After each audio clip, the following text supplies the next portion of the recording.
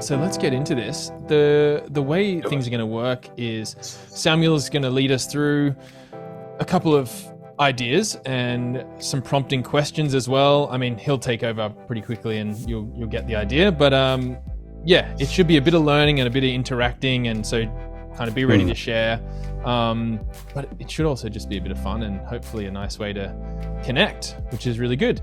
So let me just introduce Samuel a little more, just for those who don't know his work. I mean, some of you obviously do know, and as you've just said, but I like doing this bit because I get to gloat about Samuel, and I think he's doing some awesome stuff. MYP and IBDP music teacher at the International School of The Hague in the Netherlands.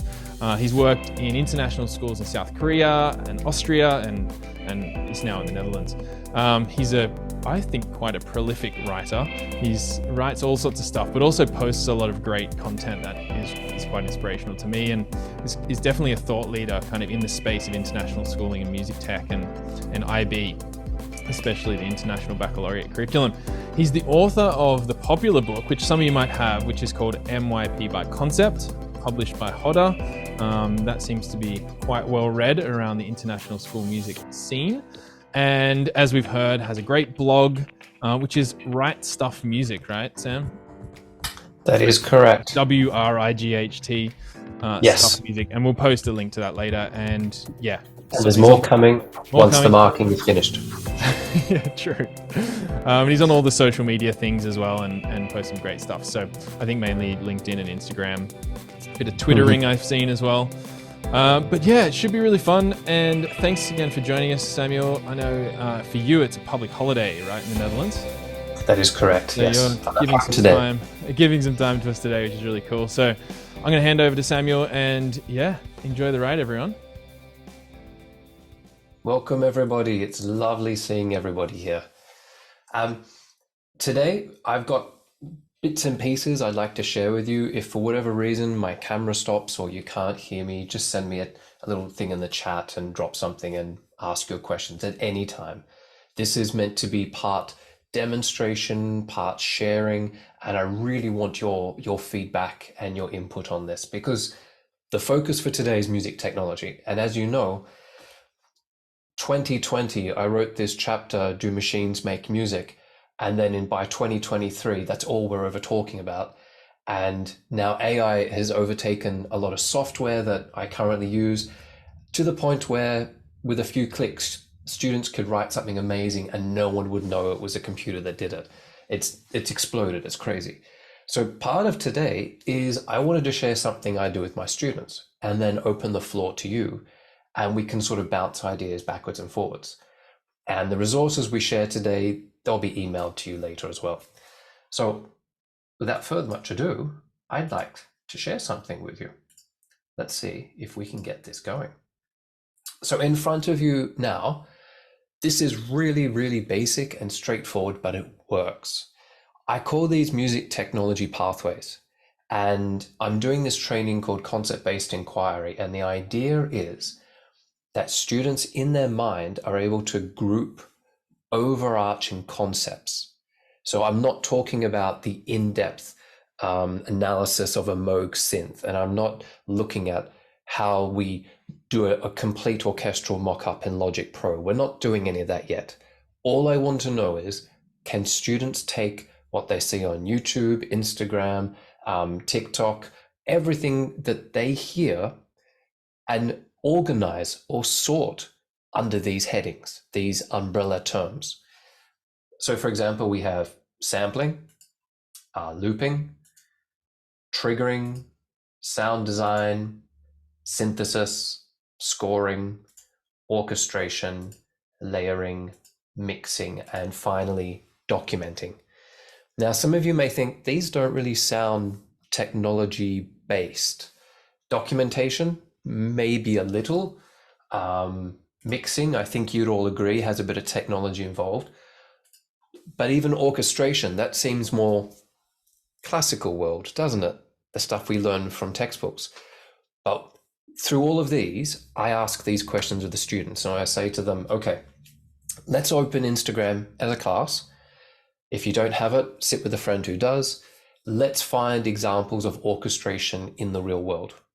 And they'll come back to me with things from Hans Zimmer, Netflix scores, all sorts of things that we can then break down. And so I put these posters around the room, and they have to sort of put terms and vocabulary that they discover on these posters.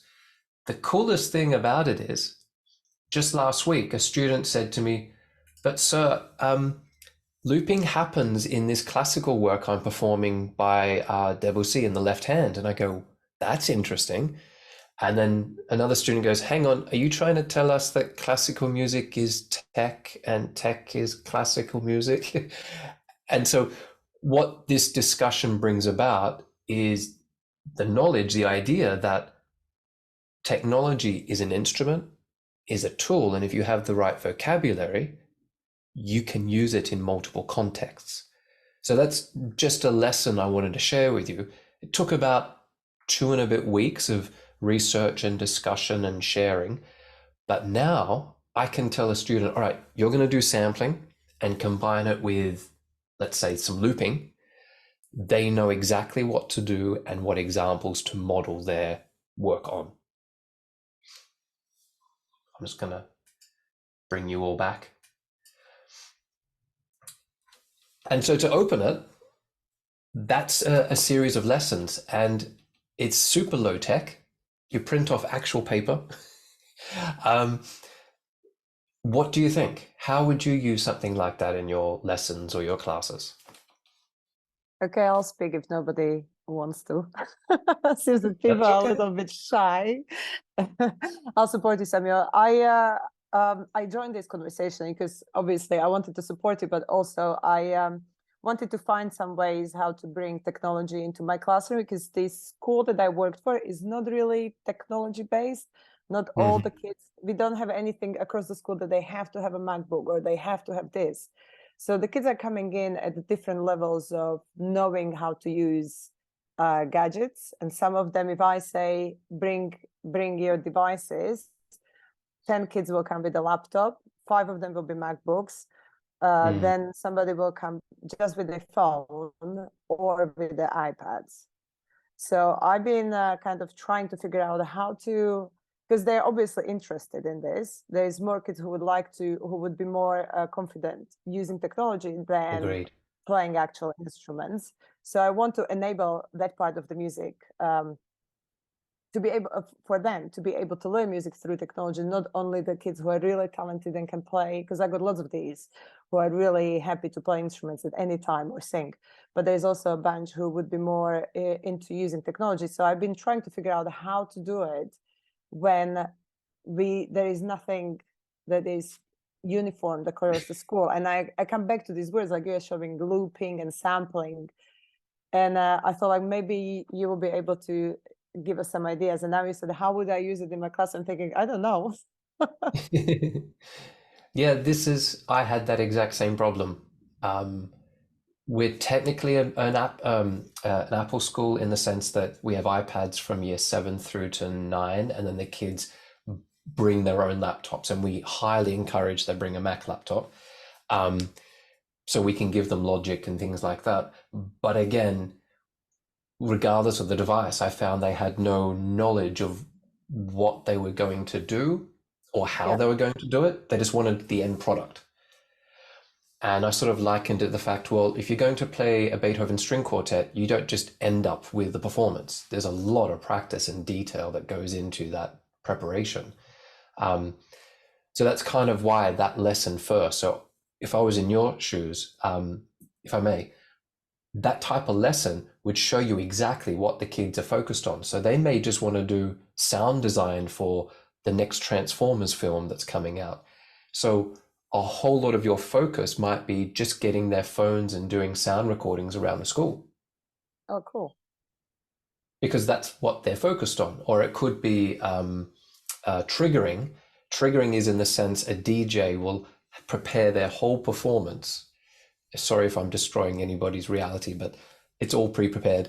And each button is the verse, chorus, drop, pre-chorus, etc. So when they're performing, it's all pre-planned. So you could, with students, record live instruments in sections and just record each section to a single computer. So there's many different pathways that suit for different schools. That's why I call them pathways, because obviously if you had to do all 10, I don't know, a term, 2 terms would never be enough. It just wouldn't be. Thanks. We'll get to some other ideas in a minute. Thank you very much, Jana. Thank you. Has anyone else got an observation or something I'd like to say? Damir.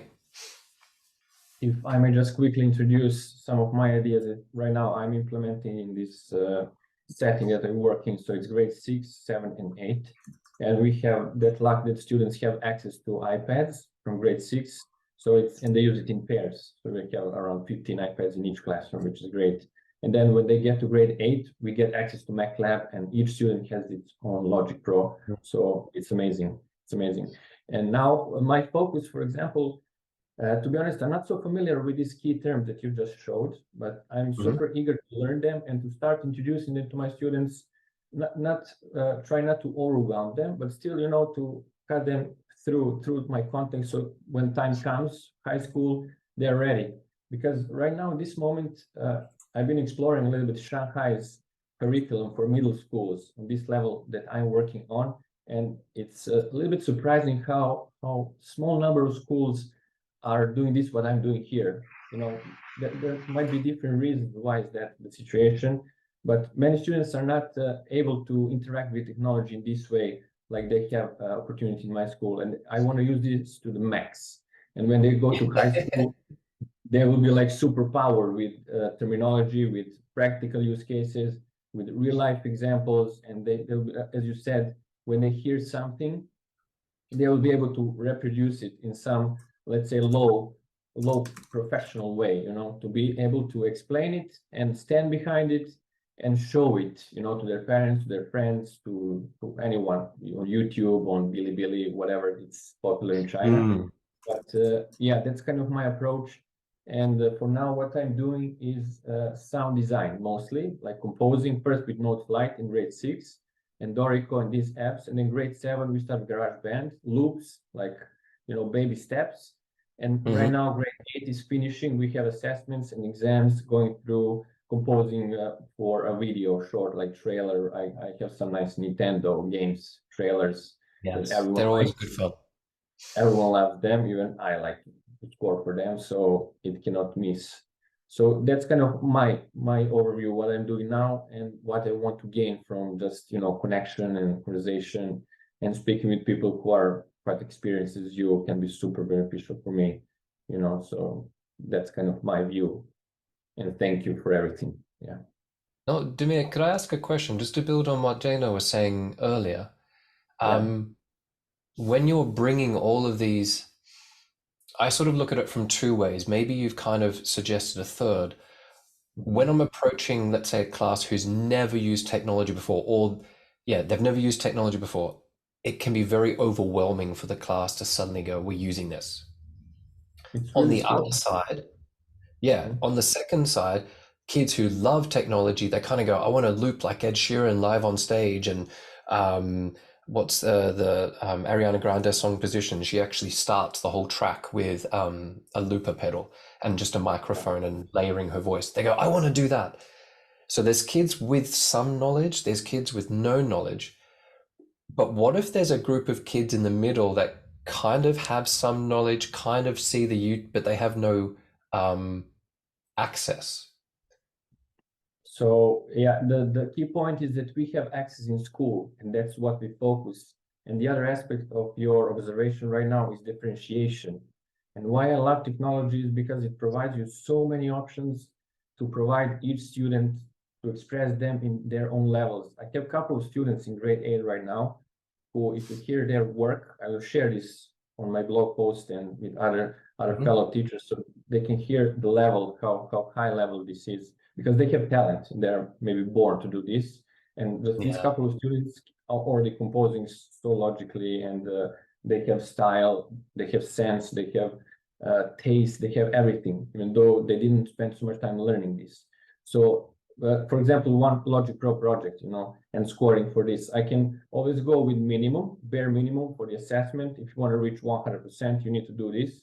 But if you can do 200%, just go for it. You're gonna just, you know, smash it if you can. That's why I love technology. And of course, in the beginning, grade 6, we start really slowly with Dorico, with some just like question and answer composing, or maybe copying some, you know, famous classical pieces or some melodies, Beethoven or to Joy, and then they can a little bit improvise below, see what's going on, because they don't have theory knowledge so much.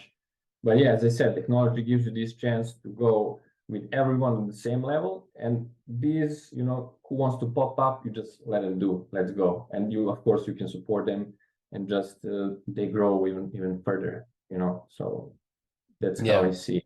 Yeah. One of the biggest things, that last part you said, being able to let them go, just from my experience, is that a lot of teachers, that's why I made these pathways. It was initially for teachers, not for students. It was to kind of open up the possibilities of what is possible, what is currently possible, because I'm sure there's more coming, what is currently possible with technology.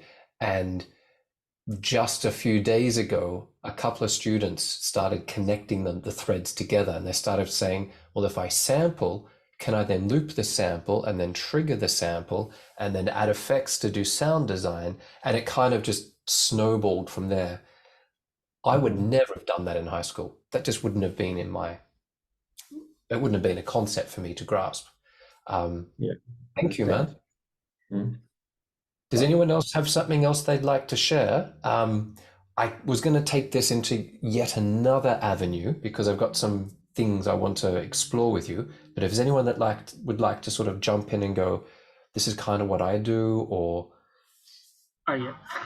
Like I say, I only teach one-to-one instrumental lessons. So it should be easier because I just focus on one. And not all my students would do that. But I do have some students learning, like, let's say, pop piano. Piano, they learn chords and stuff. So they very likely would like to learn how to arrange music by themselves. Because I teach in music centers, which is quite common in Malaysia. So we do not really have much access to, you know, laptops, MacBooks, or whatever. So I will see if they do not have iPad, I get them to use the BandLab. And now this is so easy, just a cable plug into your phone I just lend them my MIDI controller and introduce them each, how do we add on the layer of instruments. Well, that actually, after they explore what they did, surprised me a lot. That imaginations. I do have saxophone students interested in that as well. So I also have do you know the Akai, what's that called, the aerophone? Yeah, the blowing. Oh yeah, the EV. Yeah. The EV, yes. Yeah, that's so great. he could use that as well. But that one is a bit hard for me. I prefer using MIDI controller. That's my little bit experience on using that BandLab app you were talking about. If everyone's listening, has an amazing sampler, and it gives you these grids, and all you do is tap the grid and it records whatever it hears onto that grid. That is probably the simplest tech lesson you could do in an orchestra, band, or classroom, because you can hit the tab, everyone plays the first section, then it stops. Hit the next tab, everyone plays the second section, and before you know it, you've got like a looped, sampled piece ready to trigger. That's a great one, Richard. Thanks for sharing. I'm actually going to divert a little bit, and to sort of build on what Jana, Demir, and Richard were saying. I'm going to see if we can do this and share logic. Chris and I were doing this earlier, so this will be really interesting. Now, I wrote this just this morning. This is not the next top 40 hit. This is just a track. So what I'm going to do, in the link that I shared at the beginning, I wanted to share with you just some short things that you as the teacher could actually get your teeth into and start exploring. Obviously, the musicality is not going to be Royal Academy of London composition worthy. This is just a simple pop chord progression with some elements added. So maybe to freak you out a little bit, I don't know if you know, but there is a company called TuneTrack. And Emmanuel, you can see the keyboard on the screen, yeah? Just give me a thumbs up. Excellent. What this does, they're pre-arranged grooves. And what you can do is drag these grooves down into the song window and then start editing, and it even suggests new chords, extensions, all within the key as well as the style. So you can quite literally produce a song on the spot and be guaranteed that it's going to work. Same with drums. So I could open a drum, got my nice taiko,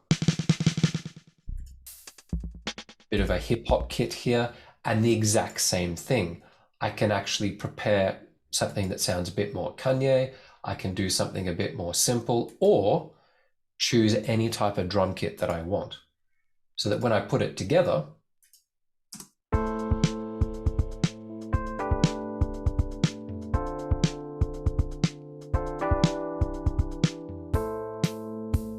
sounds pretty funky, right? It's pretty good.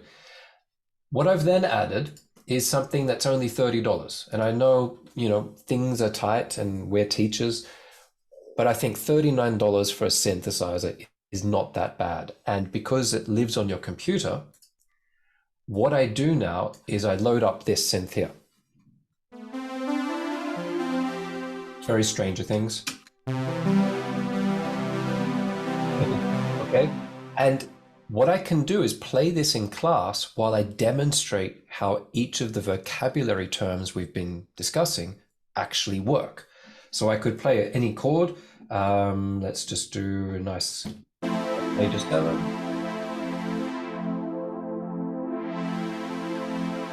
And while I'm actually manipulating the filter, the students can actually hear it in action.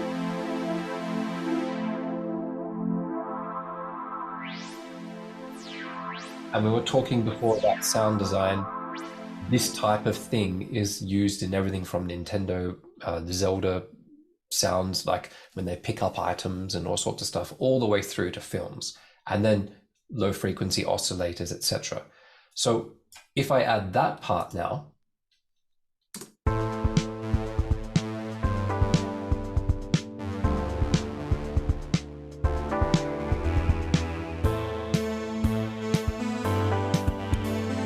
and with little effort, it's almost as if all the elements we can demonstrate and work with them live. So that's, there's a link for that called BA1 Experiments. I've just put it in the chat, but I'll share it with you all later. I really like this cool effect where you can turn the battery off.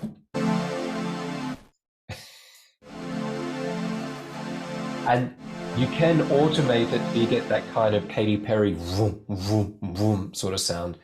And we can talk about that, as well as, changing the color, because that's important. Then if we add something called Arcade, I've got the link for that as well. It's in the chat there, but I love this. It's about $10 a month. And then you stop it when you don't want to use it. And then you restart it again when you do want to use it. Essentially, it takes all sorts of sampled ideas and then chops them up to a keyboard.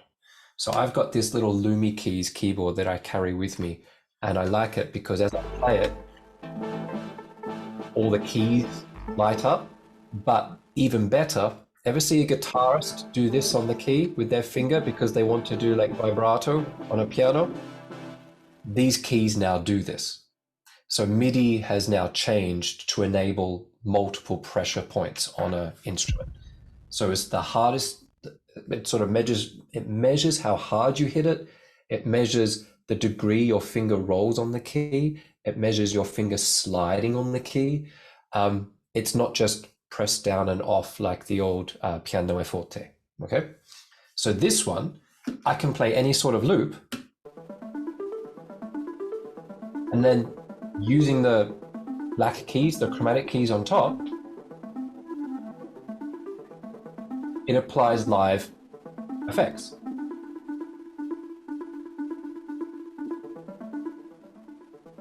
with filters and all sorts of things. So then on top of that, you record.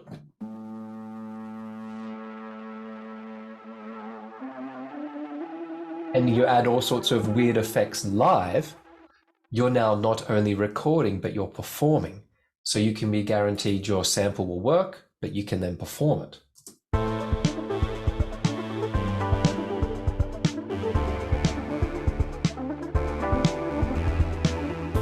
Bring in a second one.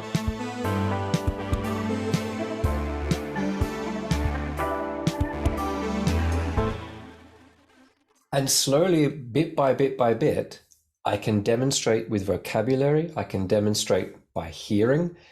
The students can then get their hands on it, and almost instantly they start to produce a track.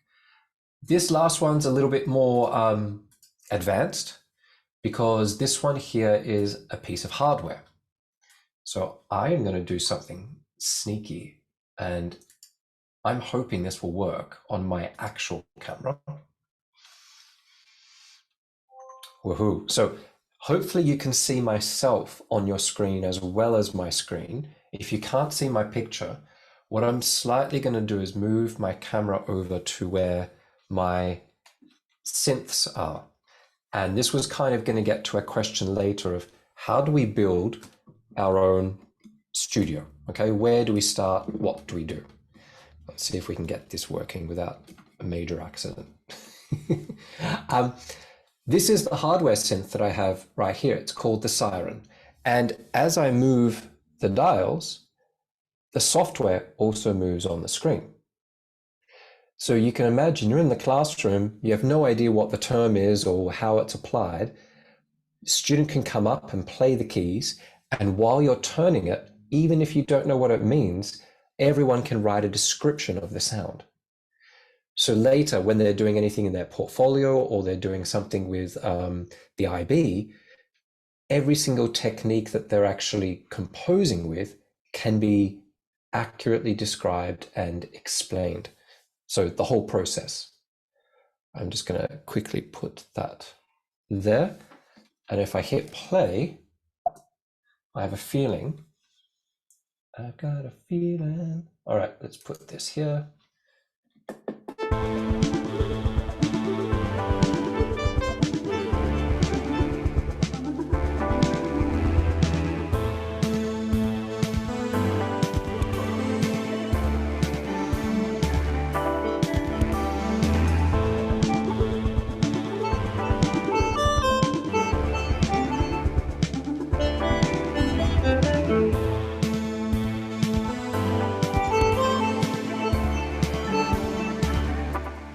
And that's the Moog Siren.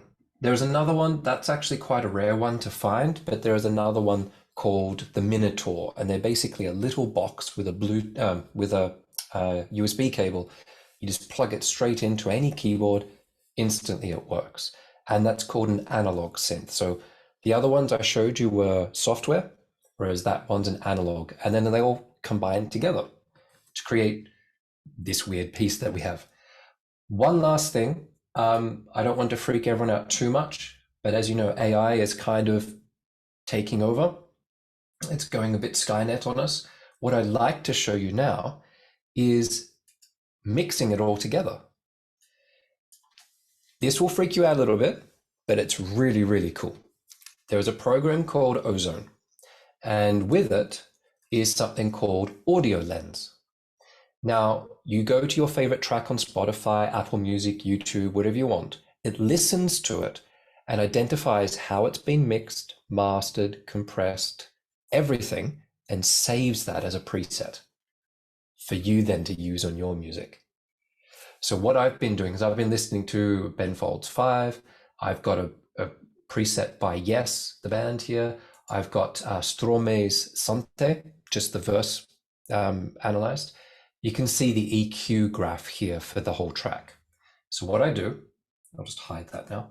I go to here and I say, let's just have a listen to the thing without any mixing.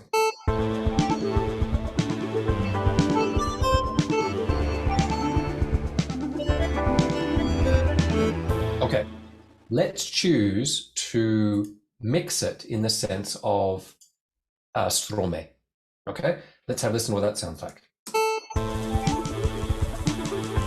They get a huge delay. As you can see, the EQ graph starts to try and match what's there. So using AI, it actually goes, okay, how can we make this track match that? I'll do Ben Folds 5. The AI goes through the track. It builds all of the things that you would spend weeks teaching kids about, and then we get the track. Getting massive feedback because we're testing the limits of Zoom here.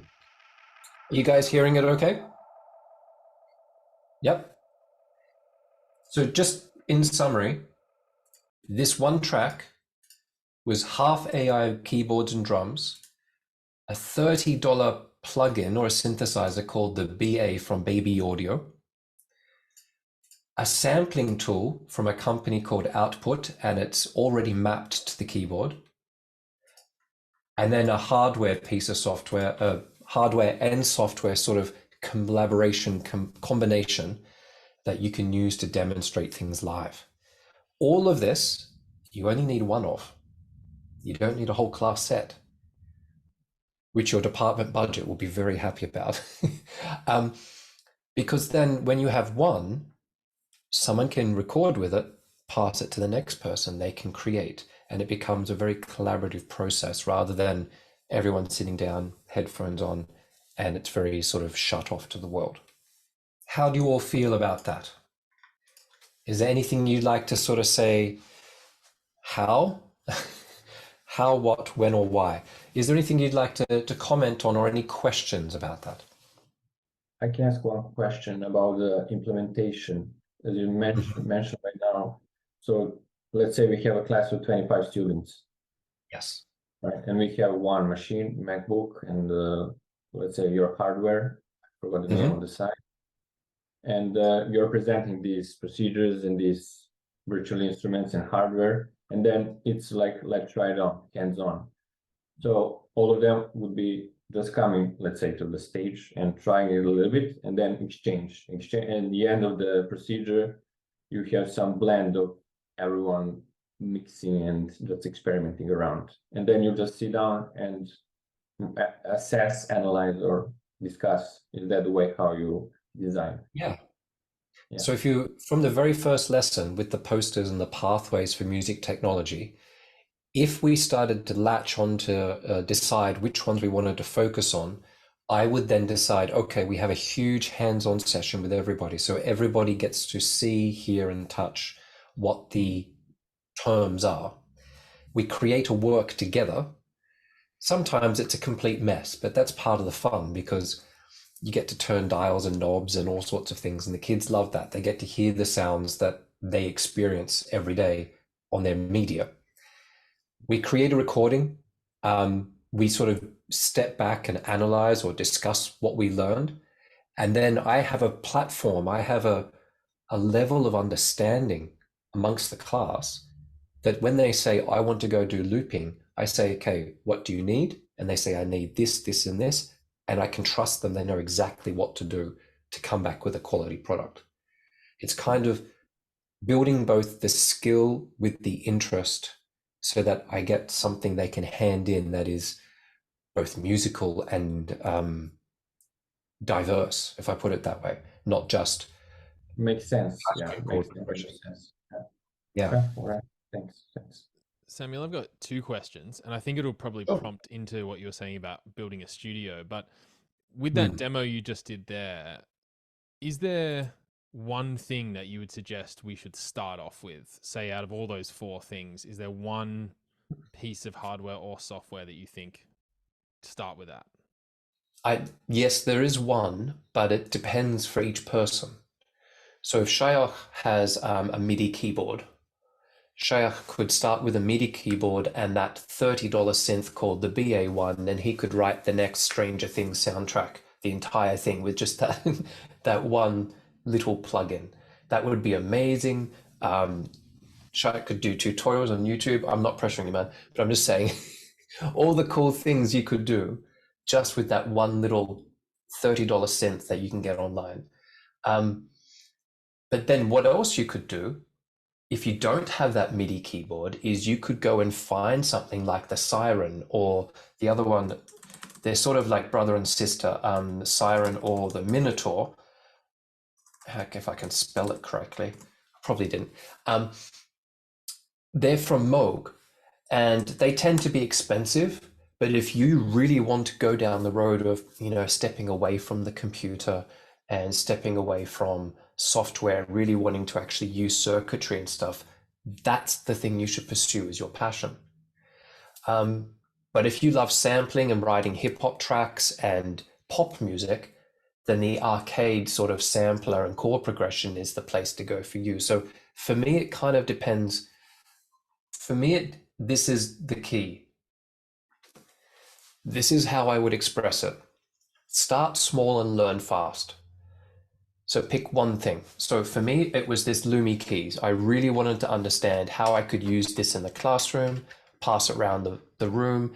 Because it's Bluetooth, the whole class can have a go as it goes around and they can hear the sounds as they play. And I don't need to cable it in.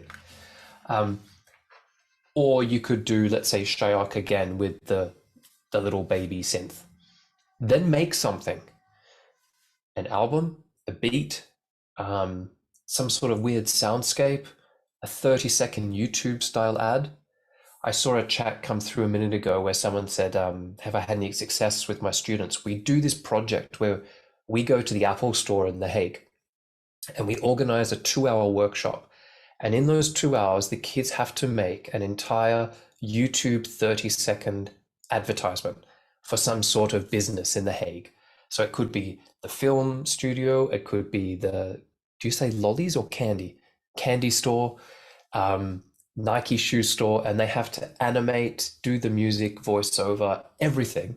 Do you mean you take them to the Apple store and they use the Apple store gear? That's great. Yeah. It's called Today at Apple, and you can literally just call them and organize a workshop. So they run a whole session on them. There's one on Procreate, which is what we use for animation, and GarageBand. And by those 2 hours are done, we have a showing on that huge Jumbotron screen in the store, and all the kids get to see their advertisements playback. But it's only 30 seconds. So that sort of sets the foundation of what I would then expect later. And if you do get a bit further than making something, combine the pathways. So do sound design and looping, or orchestration and scoring. Because in the classical world, you score on black dots on paper, notation, and then you orchestrate it with, bass, clarinet, harp, etc. With technology, you do the exact same thing, but you need to be aware that it's a computer. So you have to make the computer sound like real instruments. So when you start to combine pathways, that's where it gets trickier. Start small and learn fast, make something. And then when you combine pathways, I think for me, that was the final thing we were going to bring up. How do you get started? Should I build a studio? What should I do? If you follow those 3 steps, you'll know exactly what to do, because space is normally an issue. Cost or finance is an issue. But if you start small, one piece at a time, you can build and get kids interested and start showing work to your admin or your line managers or people at school to sort of promote more. I think that's a really nice kind of summary point, what you've just left us with, like those 3 really clear things. And the whole idea of start small, learn fast. Like I've always had the idea of start small, but learn fast is also good too, because it's kind of like, if you can get that thing, whether it's a loop pedal, like just to use an example, and you've got that piece of hardware, but you have to, I don't know, we've talked about this before, but maybe treat it like you've just picked up your first ever instrument when you were, however old you were when you first started your first ever instrument, and you approach it like that, right? Like you just put lots of time, if you've got some time, put time in and learn fast and start on that one thing, and you get great at it. And then you can use what you said, the vocabulary, to apply to some of those other areas, maybe some of those software pieces or some of those different apps we've all mentioned in the chat. Sorry, I just got on a bit of a ramble, but I was just getting excited by the 3 steps. I'm going to jump to Shayok. I can see his hand up. Yeah, hi. That was really nice, Samuel, and thanks for sharing that. However, sometimes I have seen that we were talking about Band Labs, and Band Labs has a feature. It has three kinds of loops, right? It has packs, it has sample loops, and it has one shots. Now, Hmm. some students, while exploring Band Labs, and I do let them loop, and I do let them browse through samples to put something together, like a 8 bar something, a melody or something. But I have seen some students use the packs library, and which has mostly almost ready-made music, and for some students it becomes very easy. Mm-hmm. It's like they skip some steps which should actually have been there. And then I feel, okay, as a teacher, how much of using ready-made loops should we allow them? Because then sometimes some kids just get away with making something that sounds good, but it's actually maybe just Bad. browsing the samples and putting them on the timeline. So then I wonder, Completely what with are you, they man. actually learning? How much of music are they actually learning? you know Mm-hmm. uh, so I would like to know your thoughts on that. The official IB language is that students are not allowed to use loops, full stop, and it can actually be like a academic dishonesty issue. So when I use loops, I say the students have to make them themselves from scratch. So either with a live instrument or sound design, they've gone out and recorded like fences and gates squeaking and car tires and all that sort of stuff. If they use loops, they have to guarantee to me by showing me that they've made everything themselves. But the more I've actually used what you're saying, the pre-packaged, like the Apple loops, it's a bit scary. I don't have a TV, but I can be watching like a YouTube ad or something, and I go, hang on a minute, that's a GarageBand loop. I start to Yeah, pick yeah, up. So I find that with the software like that, the arcade, for example, right? That thing where I just press the keys and it triggers these weird samples and chops them up. I say to the students, if I can do that and completely transform this recorded sound, why would I bother using another prepackaged loop when I can literally get a friend to video me altering this on the fly and then use it? And that doubles their marks then, because they've manipulated it and transformed it, not just used it. So that's kind of the approach I take. yeah. Mm. That's great. That's great feedback. Just aware that we've hit the hour, so we're going to stop the conversation there. I'm sure we could keep going for a long time, and sorry if we didn't get to people's questions. Samuel's available on all sorts of platforms if you want to reach out to him. We'll make sure we leave some information when we release the recording of this. I think I'd just like to say a big thank you to Samuel for sharing all that amazing stuff, and feel free to open your mic and give him a clap and a yay and whatever. Thank you. And thanks for all your input from everyone in the Zoom as well. And till next time, have a great rest of the week. And thanks again, Samuel. And have fun Thank- with whichever you Thanks so decide. much, Samuel and Chris. Thank you. Bye-bye. Thank you. See you all later.